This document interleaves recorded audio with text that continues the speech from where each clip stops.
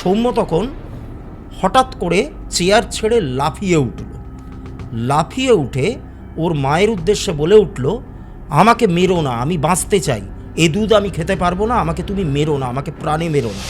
মানে ওর যে কণ্ঠস্বরটা ওটা কিন্তু একটু মেয়েলি কণ্ঠস্বর, অর্থাৎ ও মেয়েদের গলায় কথা বলছে, যেন মনে হচ্ছে ওর দেহটাকে আশ্রয় করে আর ওর কণ্ঠটাকে মাধ্যম হিসেবে নিয়ে অন্য কোনো একটা মেয়ে ওর স্বরে কথা বলে যাচ্ছে।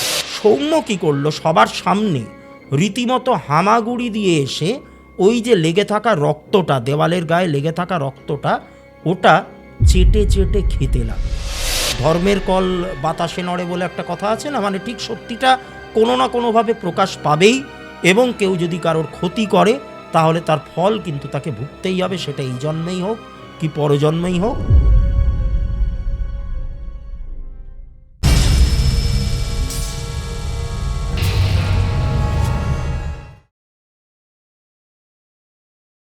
নমস্কার দর্শক বন্ধুরা, ভূততন্ত্রে আপনাদের সকলকে আমি স্বাগত জানাই। আশা করি আপনারা সকলে ভালো আছেন, সুস্থ আছেন, আনন্দে আছেন। শনিবার রাত 9টা আমি আবারও উপস্থিত হয়েছি আপনাদেরকে একটি ঘটনা শোনাবো বলে। এই যে ঘটনাটা, দেখুন, বহু মানুষ তো আমাকে ঘটনা পাঠাচ্ছেন, লিখে পাঠাচ্ছেন, কেউ ভয়েস মেসেজে পাঠাচ্ছেন। এবার এই ঘটনাটা আমি একটা ভয়েস মেসেজের মাধ্যমে পাই, এবং আপনারা কতটা কি বিশ্বাস করবেন আমি জানি না। আমি নিজে যখন ঘটনাটা শুনছিলাম তখন আমার মধ্যেই একটা কেমন অস্বস্তি ভাব আমি অনুভব করি। ঘটনাটা যাকে ঘিরে তার যে একটা অসহায়তা, এই ঘটনাটাতে আপনারা যেটা শুনবেন আর কিছুক্ষণের মধ্যে, এই যে অসহায় বোধটা, এটা আমি নিজে যেন প্রতিটা পরতে অনুভব করেছিলাম, এবং একদম অন্য রকমের একটা ঘটনা। মানে আমি এ যাবৎ যত রকমের ঘটনা বলেছি, এটা একটুখানি আলাদা, মানে একই রকম একটা ধাঁচ বলতে পারেন, কিন্তু ঘটনাটার যে ভয়াবহতা সেইটা অন্যান্য ঘটনার তুলনায় একটুখানি অন্য রকম। তা একটু গোড়ার দিক থেকে আপনাদেরকে বলি, তাহলে ব্যাপারটা আপনাদের বুঝতে একটু সুবিধা হবে। তা ঘটনাটি আমাকে পাঠিয়েছেন ব্যারাকপুর থেকে ঋষি হাজরা নামে একটি ছেলে। এবার ঘটনাটা ওকে ঘিরে ঘটেনি, ঘটেছে ওর এক বন্ধুকে ঘিরে, ওরই পাড়ার বন্ধু, ওরই বাল্যকালের বন্ধু, একই স্কুলে ওরা পড়ে, একই কলেজে পড়াশোনা করে। এবার যাকে ঘিরে ঘটনা তার নাম হচ্ছে সৌম্য, ঋষির বন্ধু সৌম্য। এবার এরা বাল্যকালের বন্ধু, আমি তো বললাম। কলেজ পাশ করে যখন চাকরি বাকরির একটা ব্যাপার আসে, চাকরি পাওয়ার একটা ব্যাপার আসে, তখন এরা দুজনে কিন্তু একই কোম্পানিতে কাজ পায়। একটা বেশ নামি দামি কোম্পানির নামটা এখানে না হয় নাই নিলাম, কারণ ওটা খুব একটা গুরুত্বপূর্ণ নয় এখানে। তা একই কোম্পানিতে ওরা কাজ পায়, স্বাভাবিকভাবেই পড়াশোনা শেষ করে চাকরি পেয়েছে, দুজনেরই পরিবারে প্রচণ্ড রকম একটা আনন্দ উল্লাস চলছে। কাজে তারা যোগদান দেয়, 2-2.5 মাস চাকরিও করে। তা এরপর এই সৌম্য যে ছেলেটি, তার জন্মদিন ছিল। এই জন্মদিনটা বেশ ঘটা করে পালন করা হয়। সৌম্য প্রথমবার চাকরি পেয়েছে, চাকরি পাওয়ার পর এটা ওর ফার্স্ট বার্থডে। তো ও নিজেই দায়িত্ব নিয়ে ওর জন্মদিন সেলিব্রেট করে। ওর আত্মীয় স্বজন, বন্ধুবান্ধব, চেনা পরিচিত প্রত্যেককেই ও ডাকে। খুব জাঁকজমকের সাথে সেই জন্মদিন সেলিব্রেট হয়, সবাই খুব হই হুল্লোড় আনন্দ ফুর্তি করে, যা হয় একটা জন্মদিনে আর কি। কিন্তু তখনও কেউ ভাবেনি যে এই সৌম্যর জীবনে কি ভয়ঙ্কর একটা দুঃসময় আসতে চলেছে। কীরকমভাবে ব্যাপারটা ঘটলো আমি একটুখানি বলি। জন্মদিনের পর কটা দিন একটু নির্বিঘ্নেই কাটলো, কিন্তু তারপর থেকে সৌম্যর মধ্যে একটা অদ্ভুত আচরণ সকলে লক্ষ্য করল। ব্যাপারটা শুরু হলো কিভাবে? সৌম্যর একটা স্বভাব ছিল, একটা অভ্যাস ছিল। কি অভ্যাস? প্রত্যেক রাতে ঘুমাতে যাওয়ার আগে সৌম্য 1 গ্লাস গরম দুধ খেত। এটা ওর ছোটোবেলাকার স্বভাব। এই দুধটা খেয়েই, 1 গ্লাস গরম দুধ খেয়ে তারপরেও ঘুমাতে যেত। এটা বরাবরও করে আসছে। এই যে শিডিউলটা, এই যে রুটিনটা, এই ব্যাপারটাতে কোনো দিনই কোনো রকম বিঘ্ন ঘটেনি। ও বরাবর এই জিনিসটাই করে আসছে। তা একদিন রাতে ওর নিজের ঘরে বসে, ওর শোবার ঘরে বসে একটা বই পড়ছে, আর সৌম্যর যিনি মা, শ্রীলেখা দেবী, তিনি ওই গ্লাস ভর্তি করে গরম দুধ নিয়ে ছেলের ঘরে ঢুকেছেন তাকে দেবে বলে। এবার তিনি প্রত্যেক রাতেই এই কাজটা করেন, তাই এটাতে তো ওনার কোনো অসুবিধা থাকার কথা নয়। তা উনি ঢুকেছেন ছেলের ঘরে, নিয়ে সৌম্যকে বলেছেন যে নে দুধটা খেয়ে নে। এবার সৌম্য তখন বসে বই পড়ছিল। এবার শ্রীলেখা দেবী যখনই দুধ নিয়ে ঘরে ঢুকেছেন, ওর মাইন্ডটা ওইদিকে ডাইভার্ট হয়েছে, আর ওর মাকে ওই দুধ নিয়ে ঢুকতে দেখে ও প্রচণ্ড রকম চমকে উঠেছে, একটু ভয় পেয়ে গেছে। তো এবার শ্রীলেখা দেবী প্রথমটায় ব্যাপারটা অতটা বুঝতে পারেননি। তিনি ভেবেছেন যে হঠাৎ করে উনি ঢুকেছেন বলেই হয়তো ও চমকে উঠেছে। তা উনি মানে একদম খুব স্বাভাবিকভাবেই আর কি একটু হেসে একটু ঠাট্টার সুরে বলেছেন যে কী রে, তুই কি ভয় পেয়ে গেলি? তুই কি ভূতের গল্প পড়ছিলি? আমি ঢুকলাম, তুই হঠাৎ করে ভয় পেয়ে গেলি, নে দুধটা খেয়ে নে।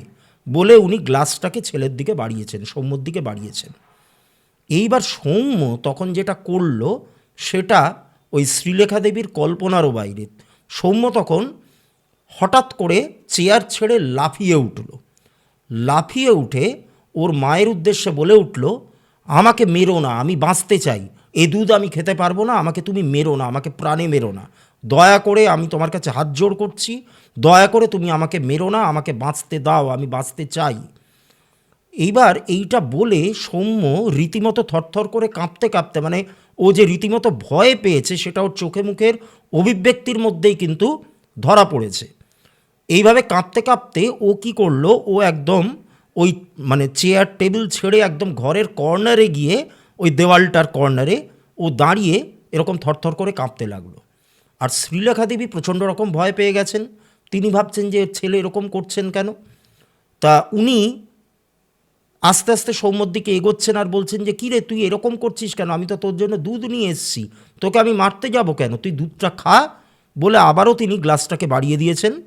সৌম্য তখন এক ঝটকায় ওনার হাতটাকে সরিয়ে দেন। সরিয়ে দেওয়ার ফলে গ্লাসটা মাটিতে পড়ে যায়, মাটিতে পড়ে একদম ভেঙে চুরমার হয়ে যায়, দুধটা পুরো ছলকে পড়ে যায় মেঝের ওপর। আর সৌম্য তখন থরথর থরথর করে কাঁপছে, ওই একই রকম আর একই কথা ওর মুখ থেকে বেরোচ্ছে যে আমাকে মেরো না, আমি বাঁচতে চাই, আমাকে দয়া করে আমাকে প্রাণে মেরো না, এরকম এই কথাটাও বারবার করে কিন্তু রিপিট করছে। এবার শ্রীলেখা দেবী আরও অবাক হয়ে গেছেন। তিনি এবার সৌম্যর একদম সামনে গিয়ে দাঁড়িয়ে ওর কাঁধটাকে ধরে দুবার বেশ জোরে একটু প্রবলভাবে একটা ঝাঁকুনি দিয়েছেন।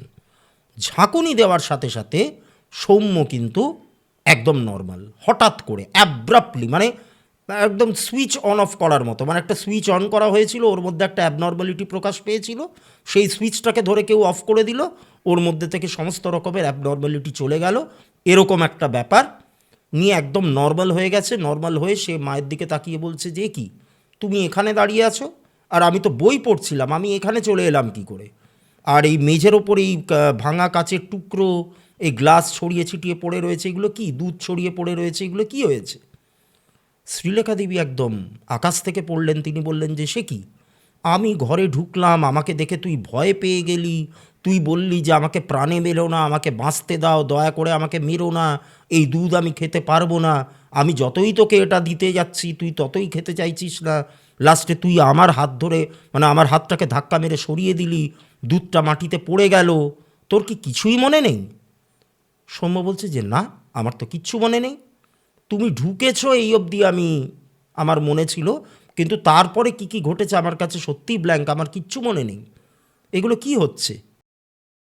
তো যাই হোক, তা সেদিন মানে শ্রীলেখা দেবী একটু দুশ্চিন্তার মধ্যে পড়ে গেলেন, নিজের ছেলেকে জড়িয়ে ধরে মাথায় হাত টাত বুলিয়ে যে কী রে, তুই সুস্থ আছিস তো, তোর মধ্যে কোনো শরীর খারাপ হচ্ছে কি না, বা তোর কোনো অসুস্থতা বোধ করছিস কি না, সেটা আমাকে তাহলে বল, আমি সেই অনুযায়ী তাহলে ব্যবস্থা নেব, তোর বাবাকে জানাবো, ইত্যাদি ইত্যাদি নানান রকম। তা সৌম্য তখন ওর মাকে বলছে যে মা, আমি একদম ঠিক আছি, কিন্তু এইগুলো কেন করলাম, কেন আমি এই জিনিসগুলো করলাম, আমি কিচ্ছু তো বুঝতে পারছি না। তা যাই হোক, সেদিনের মতো ব্যাপারটা তো মিটল। এবার পরের দিন রাতে সৌম্য বসেছে ডিনার করতে, টেবিলে ওনার বাবাও রয়েছেন, ওর বাবা ভদ্রলোকের নাম অর্ধেন্দুবাবু, আর ওর মা তো রয়েইছে। তা এবার ডিনার খাওয়া হচ্ছে। এবার হঠাৎ করে অর্ধেন্দুবাবু লক্ষ্য করলেন যে সৌম্য কিছু না খেয়ে চুপচাপ গালে হাত দিয়ে বসে রয়েছে, আর মাঝে মধ্যে মানে ডান হাতটা ওর গালের ওপর আর বাঁ হাতটা দিয়ে মাঝে মধ্যে ওর গলার এই জায়গাটায় একটুখানি এরকমভাবে বুলাচ্ছে। তা তখন ভদ্রলোক তার ছেলের উদ্দেশ্যে, সৌম্যর উদ্দেশ্যে বললেন যে ব্যাপার কী রে, তুই খাচ্ছিস না কেন? খা, চুপচাপ বসে আছিস, কোনো কথাবার্তাও বলছিস না, এরকম করছিস কেন? তো তখন সৌম্য বলছে যে বাবা আমি খাবো কি, আমার না গলার ভেতরটা প্রচণ্ড রকম জ্বালা জ্বালা করছে। আমি যেই ঢোক গিলতে যাচ্ছি, মানে যখনই আমি একটা খাবার মুখে পুরে সেটাকে যখন আমি গিলতে যাচ্ছি, গিলতে গেলেই আমার গলাটায় প্রচণ্ড রকম ব্যথা করে উঠছে। ওই টনসিল ফুলে গেলে যেরকম ব্যথা হয় অনেকটা ওই রকম, আর মাঝে মধ্যে একটা জ্বালা ভাবও কিন্তু আমি অনুভব করছি। এবার ওনারা ভাবলেন যে, মানে মা বাবা অর্ধেন্দুবাবু আর শ্রীলেখা দেবী ভাবলেন যে নিশ্চয়ই ঠান্ডা ফান্ডা লেগে গিয়ে, কিন্তু তখন ঠান্ডা লাগাটাও মনে হয় না খুব একটা যুক্তিসঙ্গত ছিল, তার কারণ তখন খুব একটা ঠান্ডা পড়েনি, শীতকাল নয় কিন্তু তখন। তা হঠাৎ করে যে অর্ঘ্যর একটা ঠান্ডা লেগে যাবে, এটাও কিন্তু একটুখানি অস্বাভাবিক ব্যাপার ছিল। তো যাই হোক, শীতকাল মানেই যে, মানে শীতকাল না হলেই যে ঠান্ডা লাগবে না সেরকম তো কোনো মানে নেই। তা ওনারা জাস্ট ভেবেছেন যে এটা কোনো ঠান্ডা লেগে গিয়ে গলা টলা ফুলে গিয়ে এরকম হচ্ছে। কিন্তু ওর এই গলা ব্যথাটা, গলার জ্বালাটা, এটা কিন্তু কন্টিনিউড হতে থাকলো 2 দিন 3 দিন 4 দিন ধরে, কিন্তু এই গলার ব্যথাটা হতে থাকলো। আর ওর মধ্যে একটা পরিবর্তন চলে এলো, ওই যে ছোটোবেলা থেকে শুরু করে টিল ডেট ওর যে ওই রাতে দুধ খেয়ে শুতে যাওয়ার যে ব্যাপারটা, ওইটা কিন্তু পুরো দমে বন্ধ হয়ে গেল। আর কোনো দিন, মানে ওই ঘটনাটার পর থেকে আর কোনো দিন ও রাতে দুধ খেতে চাইতো না। শ্রীলেখা দেবী বললেও ও কিন্তু সেটাতে কোনো রকম গুরুত্ব দিত না, উল্টে রেগে যেত, রিয়্যাক্ট করতো বাজেভাবে, এরকমভাবে চলতে থাকলো। তো একদিন এরকম অর্ধেন্দুবাবু আর শ্রীলেখা দেবী নিজেদের মধ্যে আলোচনা করছেন যে ছেলেটার মধ্যে এরকম একটা পরিবর্তন এলো কিনা, হ্যাঁ কীভাবে চলে এলো, ও মাঝে মধ্যে খিটখিটে হয়ে পড়ছে, ভালো করে কথা বলছে না, বাড়িতে যতটুকু টাইম কাটাচ্ছে, তখন তো চাকরি করে, সকালবেলায় বেরোয় সন্ধ্যাবেলায় বাড়ি ঢোকে, কিন্তু যতটুকু টাইম ও বাড়িতে থাকে শুয়ে বসে ঘুমিয়ে কাটায়। আগে কত বই পড়তো, একটু লেখালেখির অভ্যেস ছিল, সেইগুলো করতো, সেগুলো কিছুই করে না। কী হলো ওর মধ্যে? তো অর্ধেন্দুবাবু বললেন ওনার স্ত্রীকে যে দেখো, এর আগে তো তোমার ছেলে পড়াশোনা করতো, একজন মানে একটা ছাত্র জীবন সে যাপন করেছে, ছাত্রদের যেরকম জীবন হয় সেরকম একটা লাইফস্টাইল ওর ছিল। হাতে অফুরন্ত সময় পড়াশোনা করছে, তারপরে ওর নিজের শখ আহ্লাদ যেগুলো রয়েছে, সে যে প্যাশনগুলো রয়েছে সেগুলো ফুলফিল করছে। কিন্তু এখনও চাকুরিজীবী, ওর জীবনে কিন্তু একটা বিরাট বড় পরিবর্তন এসছে। ওর অতীতটাকে ফেলে ও বর্তমানে একটা বিরাট বড় পরিবর্তনের মধ্যেও গেছে। তা কাজের চাপ হঠাৎ করে মাথার ওপরে এসে চাপলে পড়ে। ও তো কোনো দিন এর আগে চাকরি বাকরি করেনি, ওর কোনো আইডিয়া নেই, ওর কোনো অভিজ্ঞতা নেই। তা এইটা হবার ফলে ওর ব্যবহারে কিছু পরিবর্তন আসতেই পারে, এটা খুব স্বাভাবিক। আমি নিজে যখন চাকরিতে জয়েন করেছিলাম, আমার মনে আছে আবার যুবা বয়সে, তখনও আমার সাথেও এরকম ব্যাপার হয়েছিল। আমার বিহেভিয়ারে কিছু পরিবর্তন এসছিল। আমিও কথা কম বলতাম, বাড়ি ফিরে আর কারোর সাথেই গল্পগুজব করার মতো ইচ্ছা ছিল না। কিন্তু আমাকে যেটা ভাবাচ্ছে সেটা হচ্ছে ওর এই গলায় জ্বালা, এই গলায় ব্যথা, এইটা এতদিন ধরে সাস্টেন করছে কেন? ওকে আমি বলেছিলাম গার্গল করতে, ও গার্গল করেছে। আমি ভেবেছিলাম হয়তো ঠান্ডা ফান্ডা লেগে গিয়ে বা কিছু একটা, হ্যাঁ ঠান্ডা কিছু খেয়ে, কোল্ড ড্রিঙ্কস আইসক্রিম যাই হোক না কেন, কিছু খেয়ে হয়তো এরকম হয়েছে। কিন্তু এটা টানা 3 দিন 4 দিন করার পরেও যখন ওর গলা জ্বালাটা কোনো মতেই কমছে না, এই জিনিসটা আমাকে কিন্তু ভাবাচ্ছে। তাহলে কি করতে হবে? আমার মনে হয় সৌম্যকে নিয়ে আমাকে কোনো ডাক্তারের কাছে যেতে হবে, এটা ওর চিকিৎসার প্রয়োজন।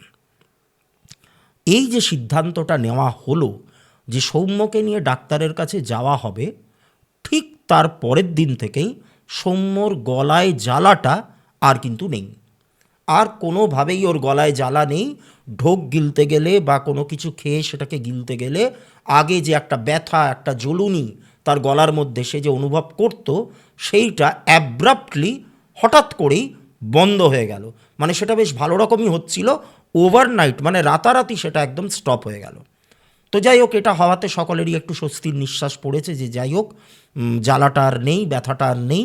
পরবর্তীকালে যদি এরকম জ্বালা বা ব্যথা হয় তাহলে সেটা তখন দেখা যাবে, এই মুহূর্তে আর এটা নিয়ে চিন্তা ভাবনা করার কোনো দরকার নেই। কিন্তু ওর মধ্যে যে ব্যবহারিক যে পরিবর্তনগুলো সৌম্যর মধ্যে যতটুকু দেখা গেছিল সেইটুকু কিন্তু রয়েই গেল। এইবার এরপর ঘটলো একটা অদ্ভুত ঘটনা, যেটা মানে সৌম্যর জীবনটাকে পুরোপুরি ঘুরিয়ে দিল, তার মোড়টাকে একদম অন্য দিকে ঘুরিয়ে দিল। কীরকম? সৌম্য যেই অফিসে কাজ করতো সেই অফিস কর্তৃপক্ষ থেকে একদিন জানানো হলো যে ওদেরকে একটা সেলস টিম আছে, সেই টিমে গোটা 10 কি গোটা 12 ছেলেপুলে রয়েছে আর কি। সেই টিমে সৌম্যও রয়েছে, আর সৌম্যর ওই যে বন্ধু ঋষি যে আমাকে ঘটনাটা ন্যারেট করছে, সেও কিন্তু ওই টিমের মধ্যে রয়েছে। এই টিমটাকে পাটনা যেতে হবে, পাটনাতে একটা বিশেষ কাজে যেতে হবে, টানা 17 দিন কি 16 দিন ওখানে থাকতে হবে। ওখানে বেশ কিছু অফিসিয়াল কাজকর্ম রয়েছে, তার জন্য এই টিমটাকে সিলেক্ট করা হয়েছে। এটা সেলসেরই কাজ ছিল। তা এবার অফিস কর্তৃপক্ষের নির্দেশ, ওপর মহল থেকে নির্দেশ এসছে ম্যানেজমেন্ট থেকে, এটা তো শুনতেই হবে, এটা তো না মেনে কোনো উপায় নেই। তা সৌম্য তখন লোটা কম্বল গুটিয়ে পাটনার উদ্দেশ্যে রওনা দিল। ওই টিমে ঋষিও ছিল, তাই সৌম্যর মা নিশ্চিন্ত মনে সৌম্যকে ছেড়ে দিল। মানে উনি জানতেন যে ঋষি যেখানে রয়েছে ও সৌম্যকে প্রত্যেকটা মুহূর্তে গার্ড করবে, কোনো অসুবিধা হবে না। দুই বন্ধু একসাথে গেল ওই টিমের সাথে। এবার ওরা তো গিয়ে পাটনা পৌঁছালো, হই হুল্লোড় করতে করতে সবাই পাটনা গেল। একটা অফিস ট্যুর হচ্ছে বা যত যাই হোক না কেন, 10 জনের একটা টিম যাচ্ছে, তাতে ইয়াং ছেলে পুলেরাই বেশি। হ্যাঁ, তা বেশ গল্পগুজব হই হুল্লোড় করতে করতে প্রত্যেকে পাটনা পৌঁছলো।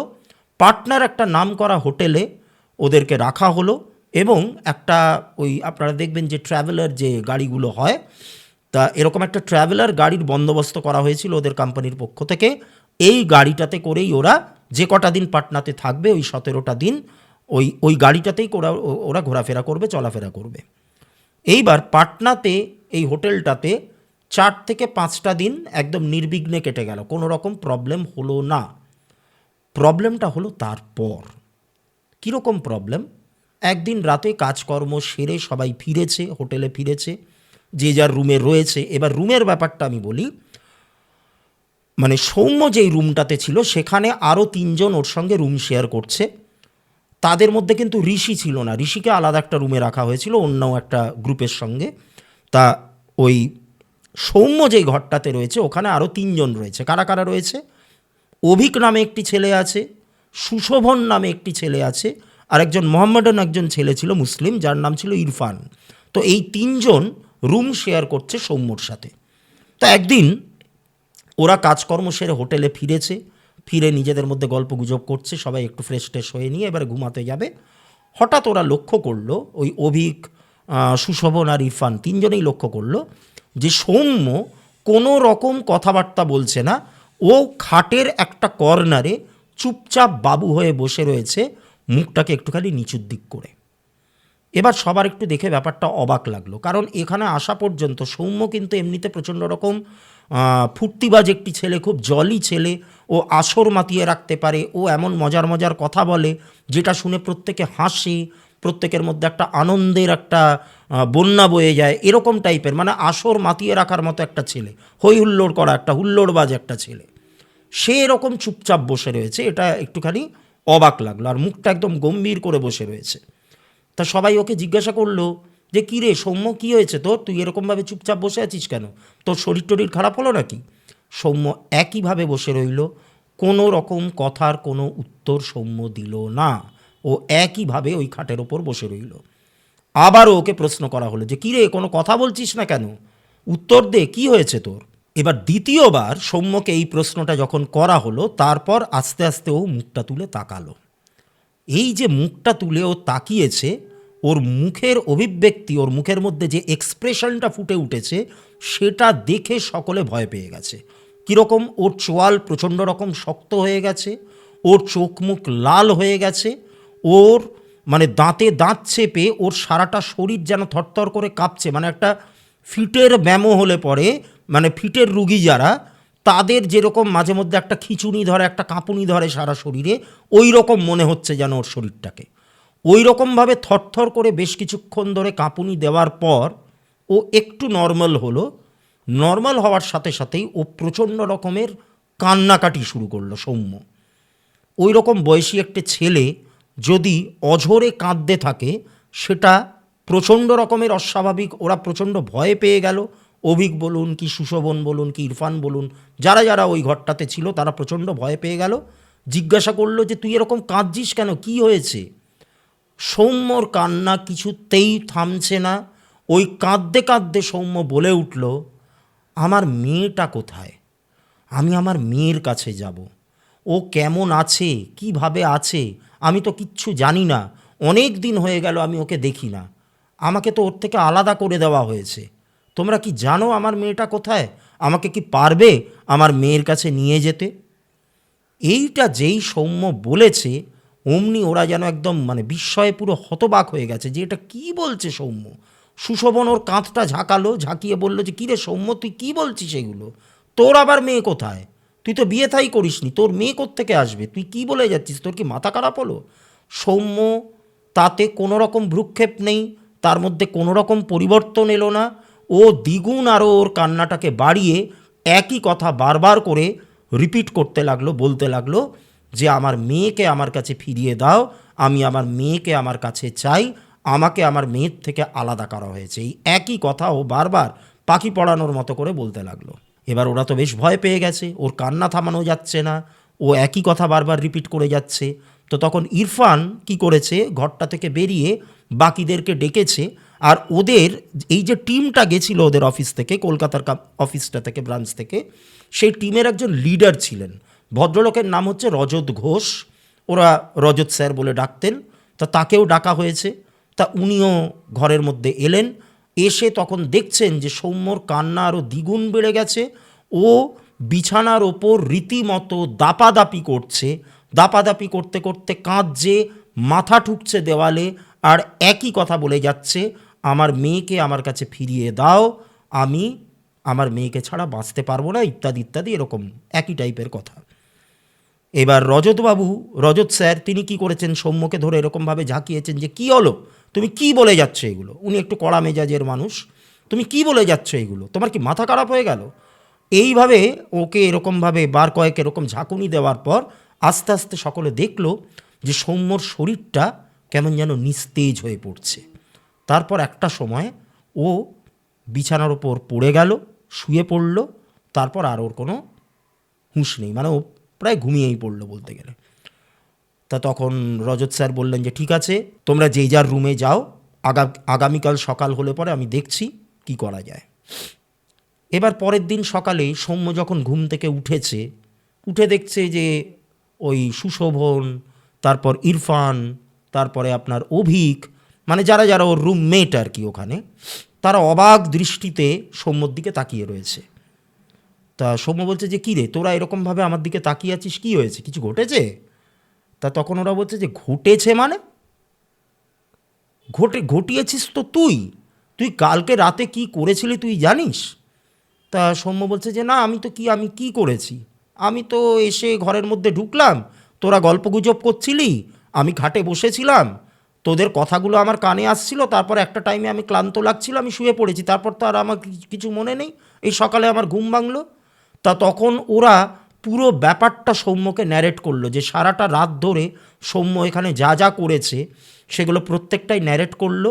এবার সৌম্য তো আকাশ থেকে পড়েছে, ও তো কিছুই বুঝতে পারছে না। ও যে এইরকম মানে সিন ক্রিয়েট করেছে রীতিমতো, সেটা সবাই দেখেছে, এটাও মানে বিশ্বাসই করতে পারছে না। ও তখন বলছে যে কি তোরা আমার সঙ্গে মজা করছিস না তো? বলছে মজা? আমি তাহলে রজত স্যারকে ডাকছি, ওনাকেই তুই জিজ্ঞাসা কর, উনি তোর সঙ্গে দেখাও করবেন বলেছেন, তুই ইমিডিয়েট ওনার সঙ্গে গিয়ে একবার দেখা কর, তাহলেই তুই বুঝতে পারবি যে তুই সারাটা রাত ধরে কি করেছিস। তো এবার সৌম্য তো রজত স্যারের রুমে গেল। এবার রজত স্যার যেহেতু টিম লিডার, ওনার একদম একটা আলাদা রুম ওনার জন্য ছিল, ওটাতে উনি একাই সিঙ্গল ছিলেন। তা ওনার কাছে সৌম্য যায়। তা এই ভদ্রলোক, ইনি তো একটুখানি রকচটা বললে ভুল হবে, একটু কড়া মেজাজের আর কি, একটা টিম লিড করে নিয়ে যাচ্ছেন, সব ইয়াং ছেলে, ওনার তখন 40-এর ওপর বয়স, তো ওনাকে তো একটুখানি কড়া হতেই হবে। তা উনি তখন সৌম্যকে বললেন যে তুমি এই ব্যাপারগুলো করেছো, দেখো এই ব্যাপারগুলো যদি ফার্দার আবার রিপিট হয় তাহলে কিন্তু আমি অফিসে মেল করে তোমাকে এখান থেকে বাড়ি পাঠিয়ে দেবো, তোমার চাকরিটাও হয়তো আর থাকবে না, কারণ আমাদের কোম্পানির একটা গুডউইল আছে। তুমি এখানে এসে এরকমভাবে সিন ক্রিয়েট করবে, যা নয় তাই করবে, যা ইচ্ছা তাই বলে বেড়াবে, যে মানে যেমন খুশি তেমন একটা আচরণ করবে। হ্যাঁ, তোমার যদি কোনো প্রবলেম থাকে তাহলে সেটা তোমার বাড়িতে গিয়ে ট্রিটমেন্ট করাও, আমাদের এখানে থেকে এই সমস্ত কিন্তু কিছু করা যাবে না, আমার কোম্পানির গুডউইল আমি কিন্তু নষ্ট হতে দেবো না। এরকমভাবে ওকে 2-4 কথা বেশ ভালো করে শুনিয়ে দিয়েছে। এবার সৌম্য তো গজগজ করতে করতে বেরিয়ে এসছে, কারণ ও তো বেচারা কিছুই জানে না যে ও কী করেছে। ও পুরো ব্যাপারটা, পুরো ঘটনাটা, পুরো ইনসিডেন্টটাই ওর ব্ল্যাঙ্ক হয়ে গেছে। তো যাই হোক, সেই দিনটা কোনো মতে কাটলো। এবার এই দিনটাতে সন্ধ্যের দিকে ওদের একটা কোম্পানির মিটিং ছিল। এই কোম্পানির মিটিংটা পার্টনারই অন্য একটা 5 স্টার হোটেলে হচ্ছে। তা সেখানে মিটিংটা অ্যাটেন্ড করেছে সবাই। একটু সন্ধে হয়ে গেছে, সন্ধে কি একটু রাতই হয়ে গেছে আর কি। তারপরে একটা খাওয়া দাওয়ার বন্দোবস্ত ছিল, বিভিন্ন রকমের সব উপাদেয় খাবার, প্রচুর খাবারের অ্যারেঞ্জমেন্ট ছিল সেই ইয়েটাতে, কর্পোরেট মিটিংটাতে। সবাই পেট ভরে খেলো, এই কলকাতা থেকে যে টিমটা গেছিল। এবার সৌম্য একটু বেশি খাচ্ছে। এবার এইটা দেখে ওর ওপরে সবাই একটুখানি তীক্ষ্ণ নজর রাখছে যে ও আবার উল্টোপাল্টা কিছু না করে বসে। তা তখন সৌম্যর যে বন্ধু ঋষি, যে গেছিল ওখানে, ও তো গেছিল, তা ও তখন সবাইকে আশ্বাস দিয়ে বলছে যে দেখুন, ও তো আমার ছেলেবেলার বন্ধু, আমরা একই পাড়াতেই থাকি, ওর খাওয়ার অভ্যাসটা কিন্তু বরাবর, ও একটু খাদ্যরসিক, তাই এই যে বেশি খাচ্ছে এর মধ্যে কিন্তু কোনো রকম অ্যাবনর্মালিটি নেই, এটার মধ্যে কোনো রকম অ্যাবনর্মালিটি আপনারা খুঁজবেন না, বা এর মধ্যে কোনো রকম অস্বাভাবিকতা নেই। এই খাওয়ার অভ্যেসটা, বেশি খাওয়ার অভ্যেসটা ওর বরাবর। তো যাই হোক, তা সেদিনকার মতো ওই কর্পোরেট মিটিং, তারপরে ওই অফিস পার্টি, এগুলো শেষ হয়ে গেছে। এবারে সবাই বাড়ির দিকে আসছে ওই ট্র্যাভেলারে করে। এই ট্র্যাভেলারটা যখন ওদের হোটেল, যেখানে এই টিমটাকে রাখা হয়েছিল ওই হোটেলটাতে এসে যখন থামলো, সবাই এক এক করে নামছে, সবাই দেখলো যে সৌম্যর আর নামার নাম নেই। ও কিন্তু ওর নিজের সিটে গ্যাঁট হয়ে বসে রয়েছে, জানলার ধারে বসে, জানলার বাইরে একদম উদাস দৃষ্টিতেও তাকিয়ে রয়েছে। তা সবাই সৌম্যকে ডাকাডাকি করেছে, ঋষি ডেকেছে যে কিরে সৌম্য, নেমে আয়, আমরা পৌঁছে গেছি। সৌম্য আর নামে না। ওকে বারবার করে ডাকাডাকি করা হলো, তা সত্ত্বেও ও মুভ করছে না ওর জায়গা থেকে।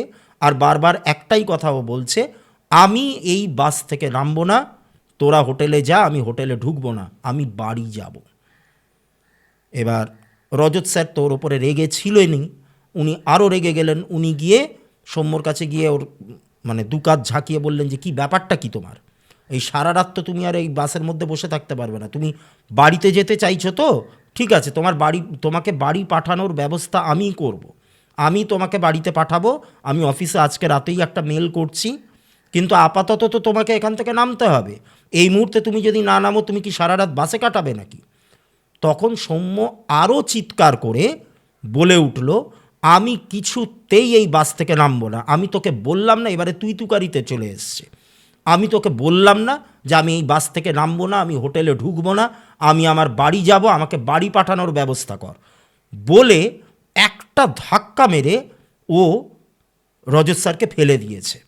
এইবার এই প্রসঙ্গে একটা কথা বলে রাখি, এখন যে কথোপকথন হচ্ছে, এখন যে সৌম্য কথাগুলো বলছে, এই কথাগুলো ওর যে কণ্ঠস্বরটা, ওটা কিন্তু একটু মেয়েলি কণ্ঠস্বর হয়ে উঠছে, অর্থাৎ ও মেয়েদের গলায় কথা বলছে, যেন মনে হচ্ছে ওর দেহটাকে আশ্রয় করে আর ওর কণ্ঠটাকে মাধ্যম হিসেবে নিয়ে অন্য কেউ, অন্য কোনো একটা মেয়ে ওর স্বরে কথা বলে যাচ্ছে, ওর গলার মধ্যে থেকে কথা বলে যাচ্ছে। এবার রজত স্যার যখনই এই জিনিসটা ফেস করলেন, সৌম্যকে ধাক্কা মেরে ফেলে দিল, এবারে ভেবে দেখুন, একটা টিম লিডার, তার মুখের ওপরে কারোর কিচ্ছু বলার সাহস নেই ওখানে, সেখানে সৌম্য এরকম একটা ধৃষ্টতা দেখালো, উনি একদম রেগে একদম আগুন হয়ে গেলেন, একদম তেলে বেগুনে জ্বলে ওঠা যাকে বলে।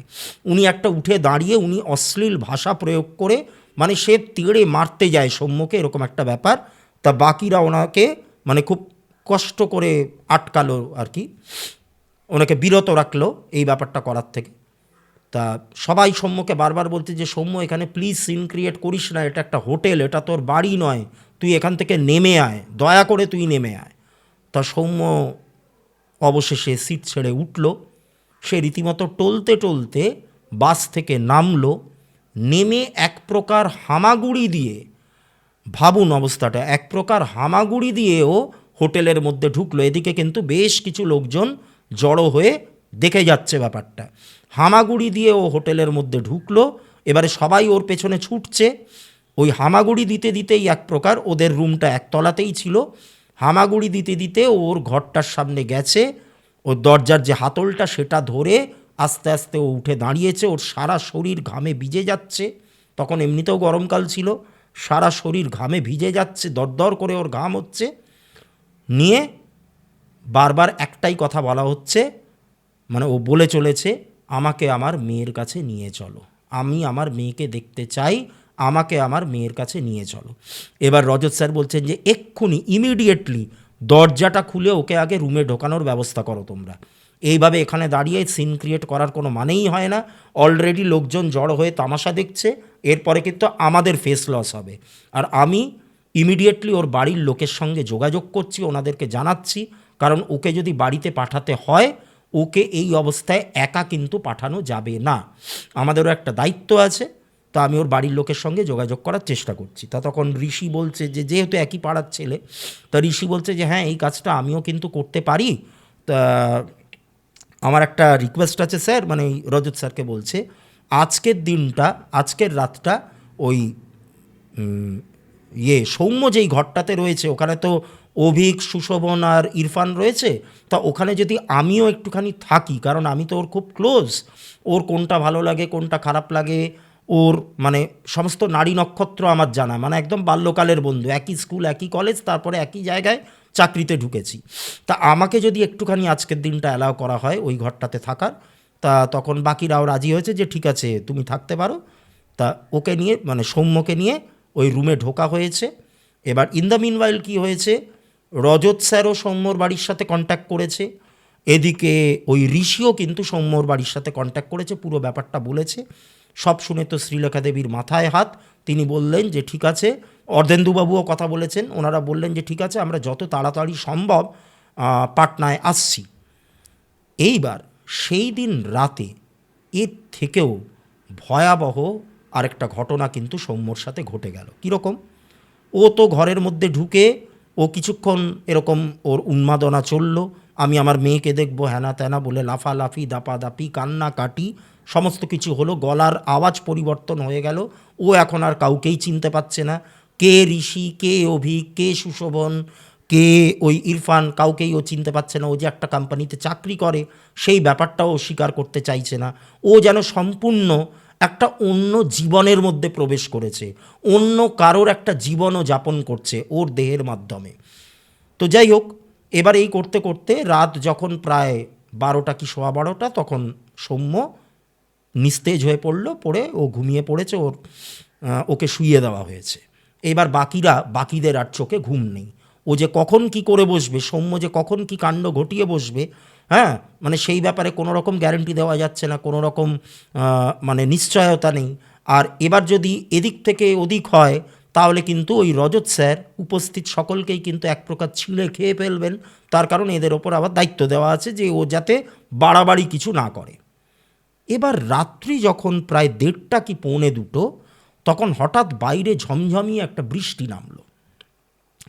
বৃষ্টি নামার কিছুক্ষণের মধ্যে ঘরের যে আলোটা, একটা 0 পাওয়ার আলো জ্বলছিল, সেই আলোটা হঠাৎ করে ফ্লিকার করা শুরু করলো। ফ্লিকার করতে করতে হঠাৎ করে আলোটা পুরোপুরি নিভে গেল।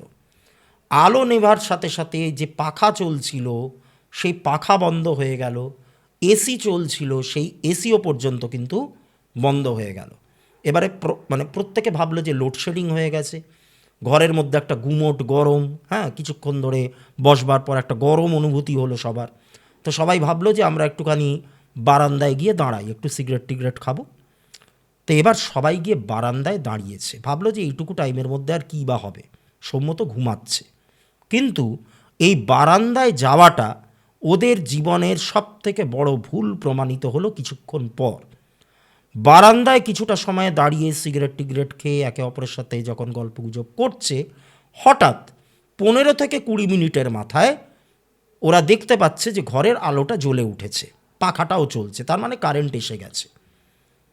এবার ওরা ঘরের মধ্যে ঢুকেছে।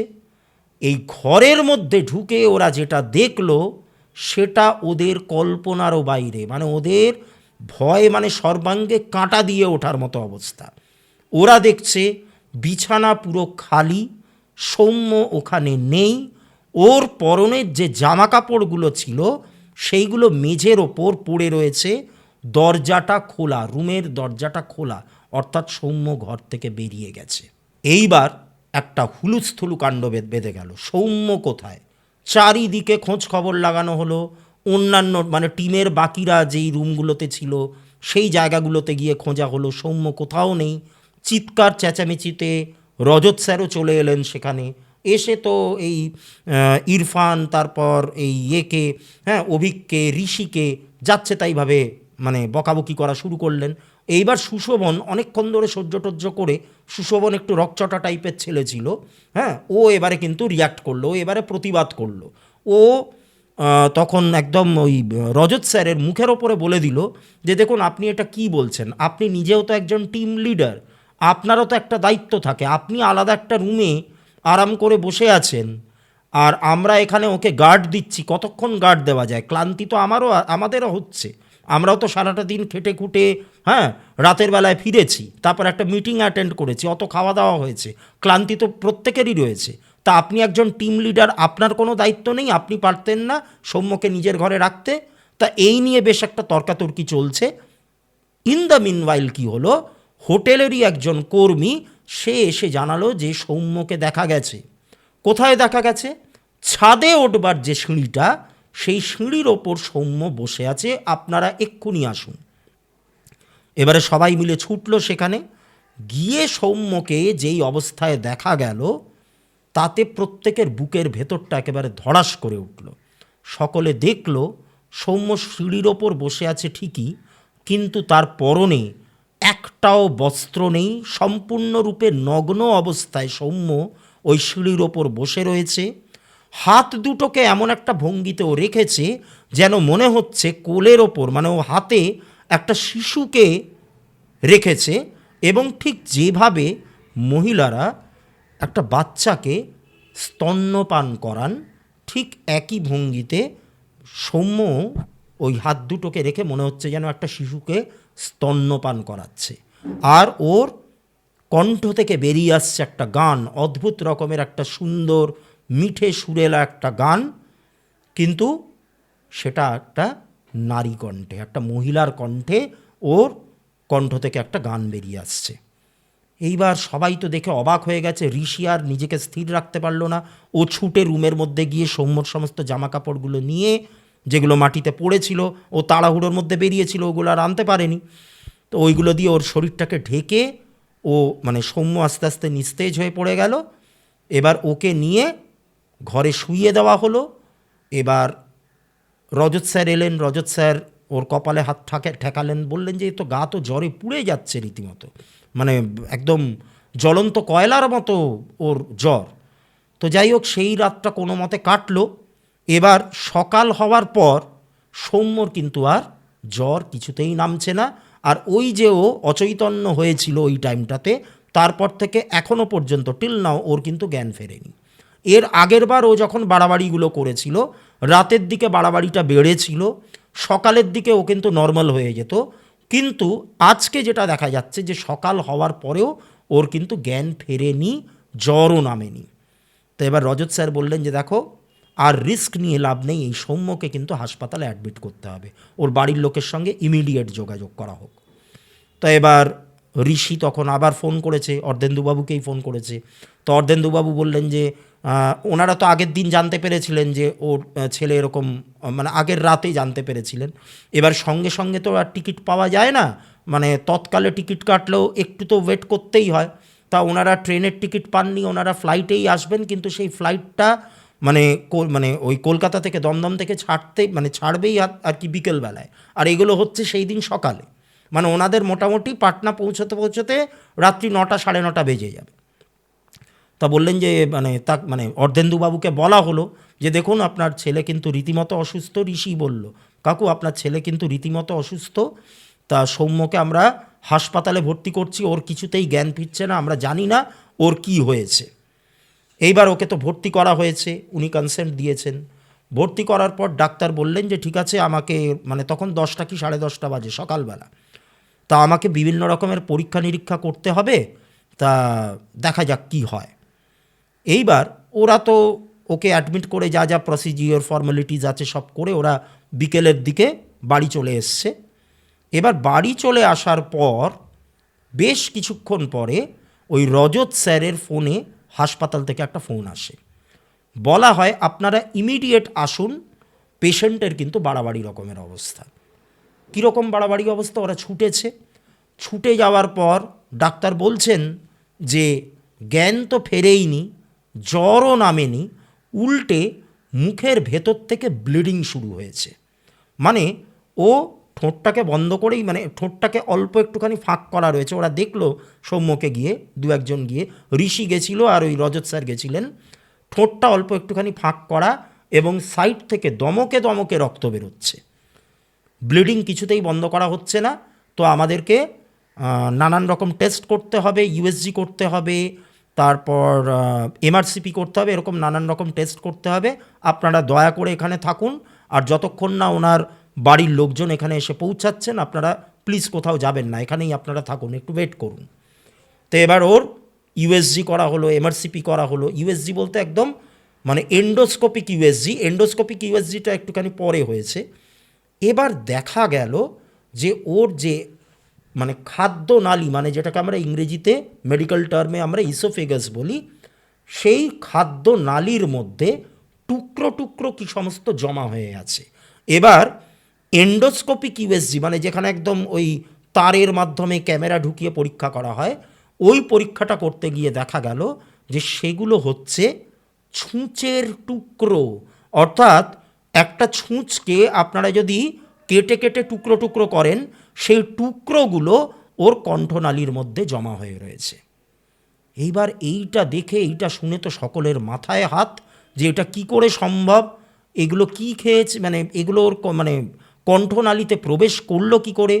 তা তখন ডাক্তার তো নানান রকমের প্রশ্ন করা শুরু করেছেন, বলছেন যে এটা তো পুলিশ কেস হয়ে যাবে, কারণ বাড়ি থেকে দূরে এসছে, বাইরে রয়েছে, অন্যান্য অপরিচিত মানুষজনের সঙ্গে একই ঘরের মধ্যে রুম শেয়ার করছে, অফিস মিটিংয়ে খাওয়া দাওয়া করেছে, কোথায় কখন কিসের থেকে কি হয়ে গেছে আমরা তো জানি না, এবারে তো পুলিশ কেস হয়ে যাবে, তারা আমাদেরকে পুলিশে রিপোর্ট করতে হবে।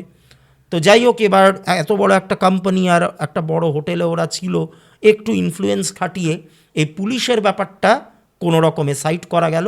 কিন্তু ডাক্তার বললেন যে এইটা অপারেশন না করলে, এই টুকরোগুলোকে না বার করলে ওর কিন্তু প্রাণ সংশয় হয়ে যাবে, এই ছেলেকে কিন্তু আর বাঁচানো যাবে না। এবার সেই রাতে আপনার সৌম্যর মা বাবা ওখানে এসে উপস্থিত হলেন, অর্ধেন্দুবাবু, শ্রীলেখা দেবী, ওনাদের আরও কিছু আত্মীয় স্বজনও এসেছিলেন ওনাদের সাথে।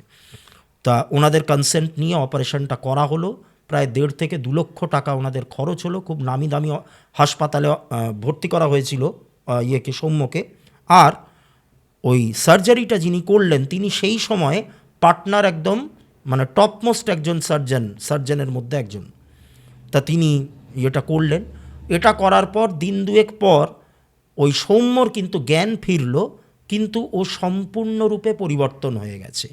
ও এখন কারোর সাথেই কোনোভাবেই কথাবার্তা বলছে না। ওর মধ্যে একটা বিরাট পরিবর্তন চলে এসছে। কাউকেও চিনতে পারছে না, নিজের মা বাবাকে পর্যন্ত চিনতে পারছে না।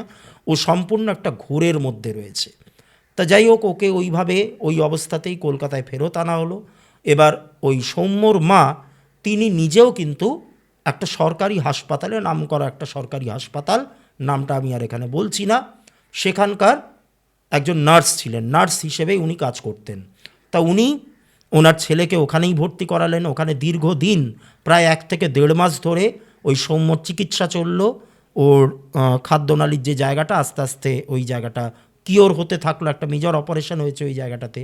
তো ওকে বাড়ি আনা হলো, কিন্তু ওর স্বভাবের মধ্যে কোনো রকম পরিবর্তন হলো না। ওর স্বভাবটা কীরকম হয়ে গেল, অদ্ভুত ব্যাপার, সৌম্য নিজেকে একটা মেয়ে হিসেবে কল্পনা করতে লাগলো। মেয়ে বললে ভুল হবে, একটা মহিলা হিসেবে কল্পনা করতে লাগলো। সব সময় ও একটা মহিলার মতো করে আচরণ করে। আর সবথেকে ভয়ঙ্কর ব্যাপার যেটা, ওর মায়ের যে সমস্ত শাড়িগুলো সেইগুলো নিয়ে ও পরতে থাকে। এবারে দেখুন, একটা ছেলের পক্ষে তো শাড়ি পরা সম্ভব না, কিন্তু সৌম্য মানে খুব নিখুঁতভাবে একটা মেয়েদের তো শাড়ি পরার একটা অভ্যেস আছে, মেয়েরা যেরকম নিখুঁতভাবে শাড়ি পরে ও ঠিক সেইভাবেই শাড়ি পরতে লাগলো। সারাটা দিন ঘরের মধ্যে বসে থাকতো। কপালে মানে যেই দিকটায় মেয়েদের সিঁথি থাকে সেই দিকটাতে ও সিঁদুর লেপতে শুরু করলো, মানে নিজেকে কমপ্লিটলি একটা মেয়ে হিসেবে ভাবতে লাগলো। আর মুখে খালি একটাই কথা, আমাকে আমার মেয়ের কাছে নিয়ে যাও, আমাকে আমার মেয়ের থেকে তোমরা আলাদা করো না, এর ফল কিন্তু তোমাদেরকে ভোগ করতে হবে, ইত্যাদি ইত্যাদি। কাজ কর্ম সমস্ত কিছু, মানে ওর যে পুরো মানে দৈনিক যে নির্ঘণ্টগুলো, যে একটা একটা স্বাভাবিক একটা লাইফস্টাইল, ওটা পুরোপুরি বিঘ্নিত হয়ে গেল। চাকরিটা তো আর থাকলোই না, চাকরি চলে গেল, ও উল্টে বাড়িতে বসে রইল। সবাই ভাবলো যে ওর মানসিক একটা ব্যাধি, একটা মানসিক সমস্যা তৈরি হয়েছে। মাঝে মধ্যে, সবসময় তো আর নজর রাখা সম্ভব না, মাঝে মধ্যে বাড়ি থেকে বেরিয়ে যেত সামনের রাস্তায়। ভাবুন কীরকম এম্বারেসিং একটা সিচুয়েশন। সামনের রাস্তাটায়ও নেমে যেত, একটা জনবহুল এলাকাতে ওরা থাকতো। তা সেখানে বহু লোকজনের যাতায়াত, রাস্তা দিয়ে প্রচুর লোকজন গাড়ি ঘোড়া যাচ্ছে।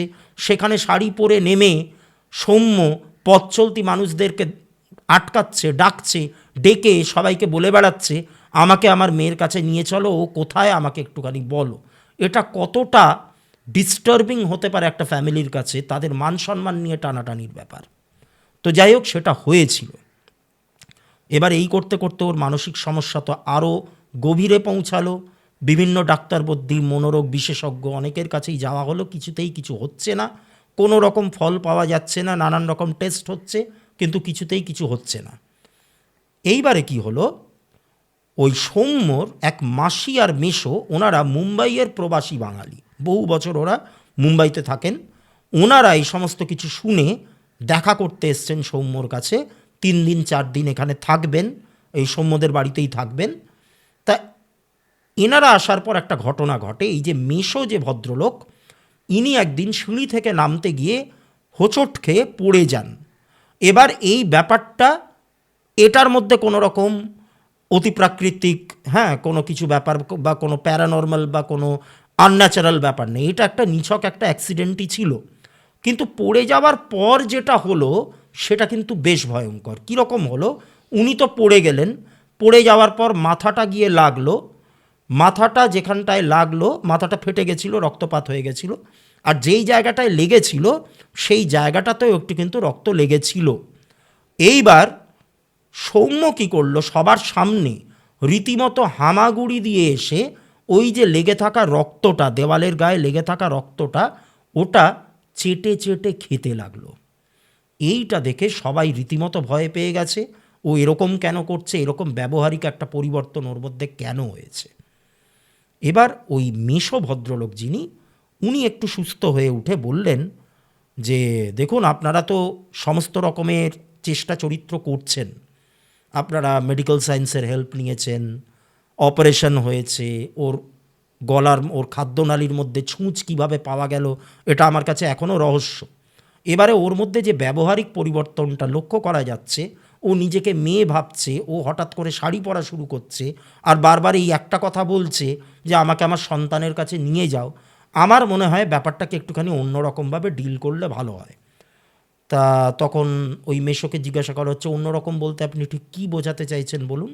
তা উনি বললেন যে দেখুন, উত্তর কলকাতায় ওই দিকটাতে আপনার ওই সম্ভবত এই কি বলবো, উত্তর কলকাতাও ঠিক না, ওই সেন্ট্রাল ক্যালকাটা আর কি, ওই দিকটাতে আমার এক পরিচিত আছেন, এক বন্ধুই বলতে পারেন।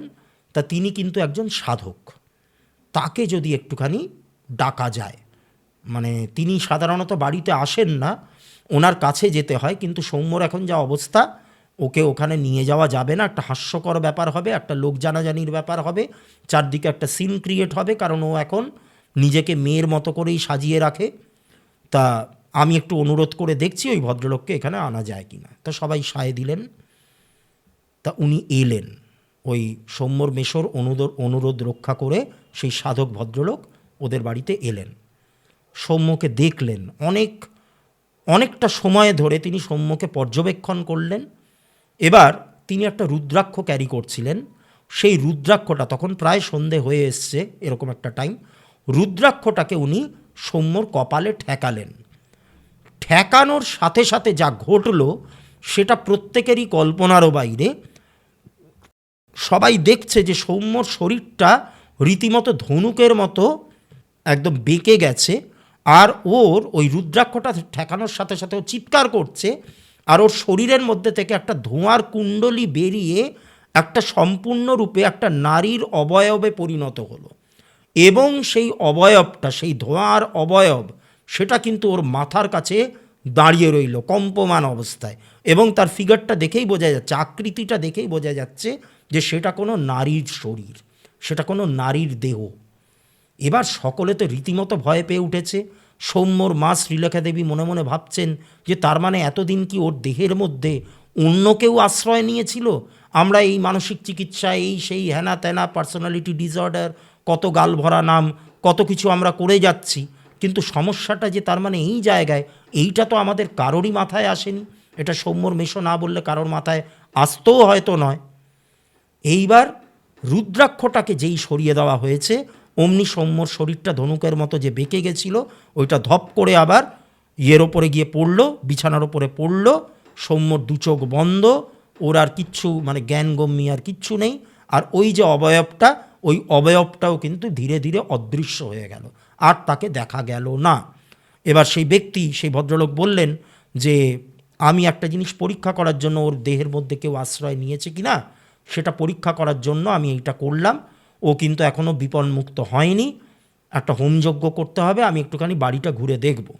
এবার বাড়িটা ঘুরে দেখতে দেখতে উনি একটা অদ্ভুত প্রশ্ন করলেন যে এই বাড়িটাতে এমন কোনো অনুষ্ঠান হয়েছিল কি, মানে কিছুদিন আগে, যাতে প্রচুর লোক এই বাড়িতে আমন্ত্রিত হয়েছিল, অনেক লোকজন এসছিল, এরকম কিছু হয়েছিল কি? এইবার এই প্রশ্নটা শুনে সকলের মাথায় হাত। হ্যাঁ, হয়ে তো ছিল। বেশ কয়েক মাস আগে সৌম্যর জন্মদিন ছিল, আমি ঘটনা শুরুতেই বলেছি। সেখানে বহু লোক আমন্ত্রিত ছিল, সৌম্য নিজে হাতে সব আয়োজন করেছে, সবাইকে নেমন্তন্ন করেছে তার জন্মদিনে আসার জন্য, বহু মানুষ তো এসেছিল। তা ওই ভদ্রলোক তখন বলছেন যে দেখুন, ওই দিনেই ওকে কিছু একটা খাওয়ানো হয়েছে, এবং কিছু খাইয়ে ওর মধ্যে প্রেত চালান করা হয়েছে। উদ্দেশ্যটা কি, কী কারণে এটা করা হলো, কেন করা হলো, এবং যে সৌম্যর দেহের মধ্যে আশ্রয় নিয়েছে সে অ্যাকচুয়ালি কে, তার কি তার পরিচয়, সেইটা আমাকে একটুখানি বুঝতে হবে। আমি সেটা আমার বাড়িতে গিয়ে, আমার যে সাধন কক্ষ, সেখানে গিয়ে আসনে বসে আমি গণনা করে বলতে পারবো।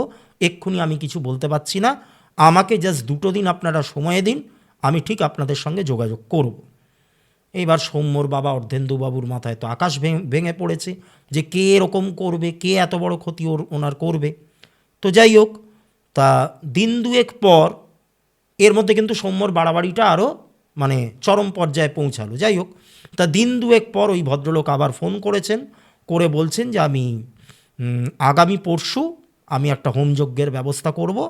তো দেখুন, একটা কথা আমি বলি, অর্ধেন্দুবাবুর সঙ্গে উনি কথা বলছেন, যে একটা কথা আমি বলি, সৌম্যর ওপর প্রেত চালান করা হয়েছে, সেটা তো আমি আগেই বলেছি। ওর দেহের মধ্যে আশ্রয় যে নিয়েছে সেটা একজন মহিলার প্রেতাত্মা। এবার সে তার শ্বশুর বাড়িতে প্রচণ্ড রকম নির্যাতিত হতো।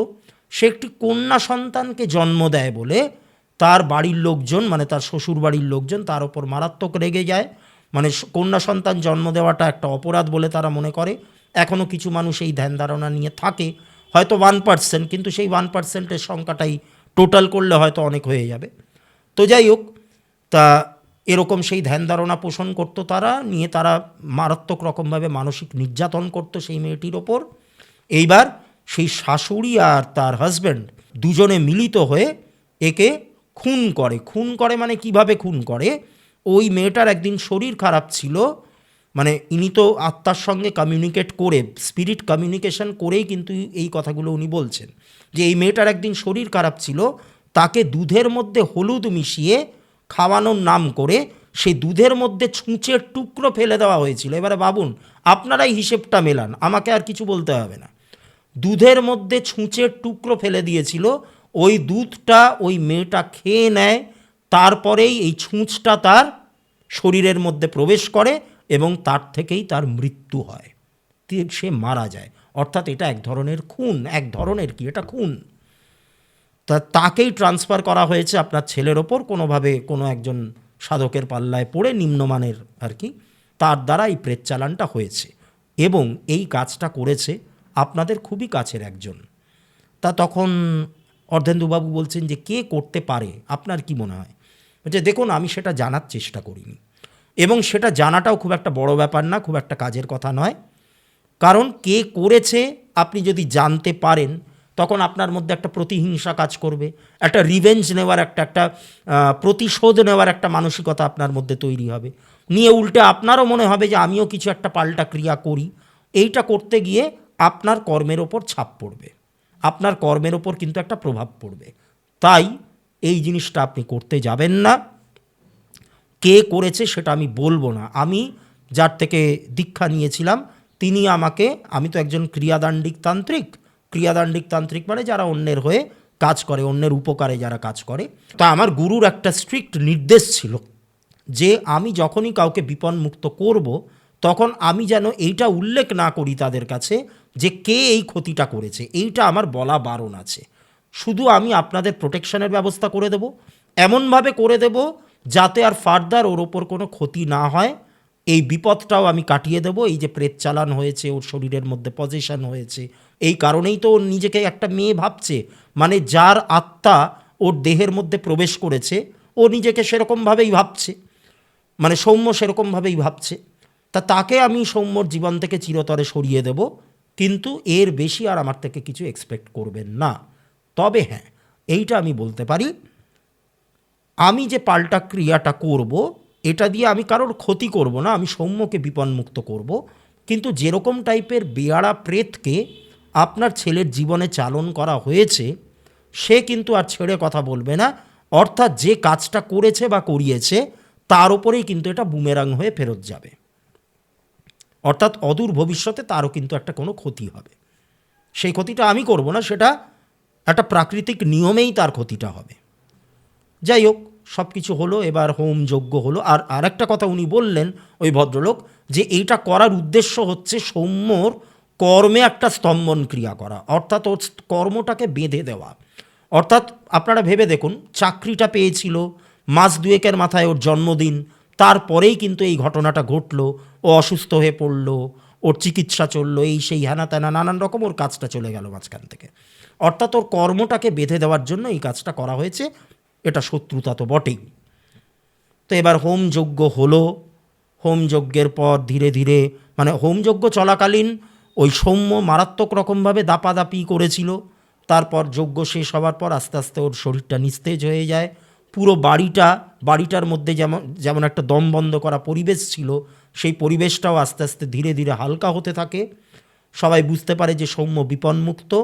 এবার সেই ভদ্রলোক বলেন যে এখন কটা দিন ওকে একটুখানি বিশ্রাম নিতে দিন, মানে রাতারাতি তো আর ও ঠিক হয়ে যেতে পারবে না, তবে ধীরে ধীরে ও স্বাভাবিক অবস্থায় ফিরে আসবে, ওকে নিয়ে আর চিন্তার কোনো কারণ নেই। এবার এই ঘটনার পর আস্তে আস্তে সৌম্য কিন্তু স্বাভাবিক হয়ে ওঠে। ও এরপরে একটা চাকরিও পায়। আপাতত ও একটা মানে স্বাভাবিক, সুস্থ স্বাভাবিক জীবন যাপন করছে। কিন্তু এই যে ভদ্রলোক বলেছিলেন যে অদূর ভবিষ্যতে ওই ব্যক্তি, মানে যে এই ক্ষতিটা করেছে বা করিয়েছে তো বটেই, নিজে থেকে তো আর কেউ করতে পারবে না, তা তার একটা কোনো বড়সড় রকমের ক্ষতি হতে পারে, সেরকমই কিন্তু একটা সংবাদ পাওয়া গেল। কীরকম সংবাদ? অর্ধেন্দুবাবুর আপন দিদি, তিনি থাকেন শ্যামনগরে। এবার ওই ভদ্রমহিলা, তিনি বিধবা এবং ওনার এক ছেলে আছে। এই ছেলেটা আবার সৌম্যর থেকে বছর 2-2.5 বড়। ছেলেটা পুরোপুরি অকর্মণ্য, কোনো কাজকর্ম কিছু করে না।